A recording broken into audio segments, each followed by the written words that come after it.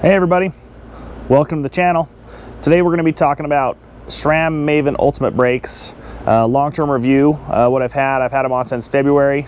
Fantastic brakes. Let me tell you about them. This isn't going to be a super in-depth review with a bunch of details. This is just going to be long-term impressions, how I like them and why I think they're awesome and what bikes I think they should go on. So when you first start out and you put these brakes on your bike, it definitely will take you a minute to learn to not lock your brakes up.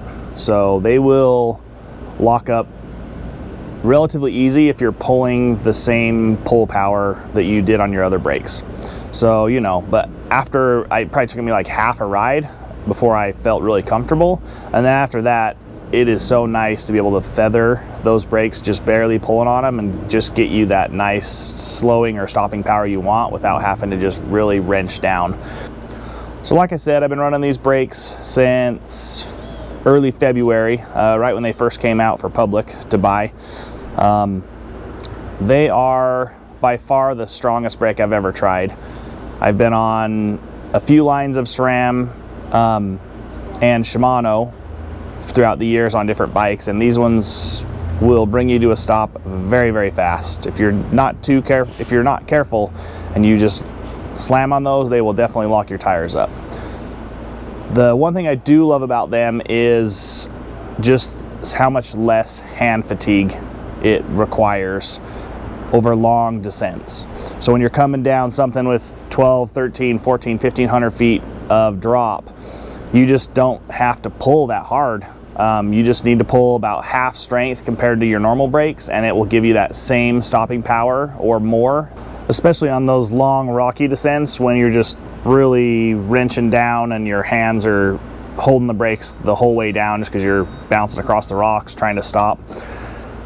That is where it makes a huge difference. Just the not as much hand fatigue, and the feathering just seems a lot more precise. Like you just, when you're not pulling so tight to feather, it seems like you just have more range to feather lightly versus the other ones where there's not as much range in there to feather to slow down.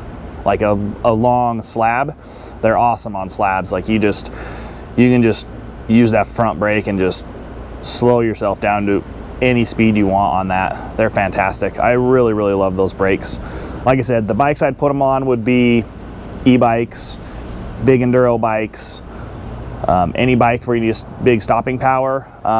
If you're a bigger rider, these might be the ticket for you for sure too. Where bigger riders, you know, it's harder to stop as a bigger rider. So, you know, if you're 250 plus, just a big guy.